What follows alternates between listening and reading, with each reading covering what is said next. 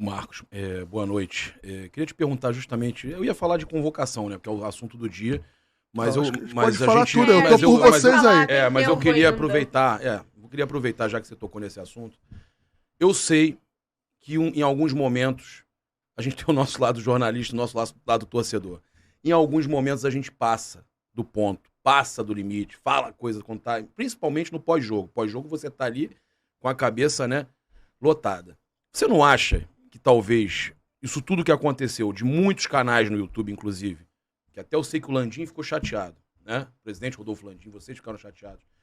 Que essa questão toda também não foi pela demora na demissão do Paulo Souza. Queria que você falasse sobre isso. Por que da demora da demissão?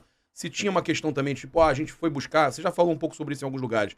Mas se você não acha que isso atrapalhou e causou essa pressão que não acontecia antes? Tá, já que você abordou o tema, eu estou com mais facilidade e tranquilidade ainda de falar. Eu acho que no que você acabou de falar, a gente tem duas situações aí. Uma, num possível erro de o Paulo ficar um pouco mais do que deveria à frente o Paulo Souza ficar à frente da comissão técnica do Flamengo, e a outra é a situação em relação às gravíssimas acusações e as situações a que eu e o presidente Landim fomos submetidos.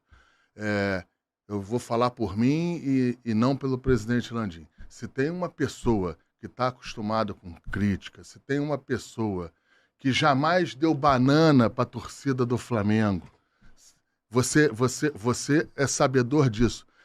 Eu tive em situações aqui adversas enormes e você nunca viu eu retrucar com nenhum torcedor, não retrucar em nenhuma situação. Eu sempre compreendi, entendi e sempre tive muito bem com relação às críticas. O problema é que, no meu ver, em muitos momentos, não foram críticas, foram ataque covarde, situações adversas, mas eu acho que isso ficou para trás, Papa.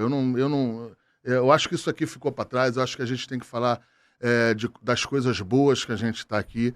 E respondendo a tua pergunta em relação ao Paulo Souza, vocês têm que entender o seguinte, que quando a gente detecta que tem que trocar, que a gente tem que chegar e tirar um técnico, comissão técnica, você tem que ter a certeza, ou você tem que ter muito bem ajustado quem é que vai chegar. É evidente que num determinado momento eu já tinha detectado que eu tinha que tirar o Paulo Souza. É evidente. Posso incluir um negócio aqui rápido? Pode. Falaram pra mim que alguns jogadores te procuraram e falaram que gostavam do Dorival, é verdade? Não, isso não procede não, é mentira. Toda vez tem essa conversa fiada. É que pediu técnico A, B, C, nenhum técnico veio pro Flamengo por causa do jogador, e nenhum técnico saiu porque por pressão de A, de B ou de C. Depois que foi vazado, que já estava escolhido o técnico, a gente ouve, até pela relação que tem em todo o departamento, a gente vê outros companheiros. Porque o Dorival trabalhou com outros jogadores antes. Sim, né? E a gente vê o que acontece, Isabela, a gente vê companheiros ali do departamento de futebol, companheiros de diretoria, expressam a sua opinião, isso é natural, isso é normal, ainda mais no Flamengo. Mas assim, a gente sempre teve a confiança na contratação dele, no trabalho dele, mas, mais uma vez, eu vou aproveitar aqui a tua pergunta, aproveitar todas as pessoas que estão nos ouvindo aqui, as pessoas têm que entender que quando a gente detecta que tem que ter uma troca de comissão técnica, a gente tem que saber ou tentar dirimir os erros e saber quem é que vai botar. Na época, tinha pouquíssimos técnicos soltos no mercado e a gente tinha uma opção que era que a gente queria, que estava empregado, com um histórico muito ruim.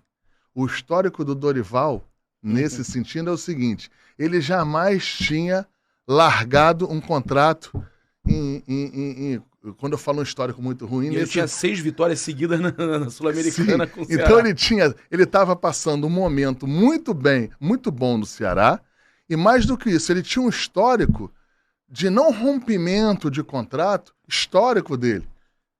Enfim, então quando a gente teve a certeza, ou a gente ficou mais confiante na sua contratação, a gente fez as mexidas e talvez eu possa concordar que a gente fez, Isabela, as mudanças na hora possível e não na hora que a gente detectou.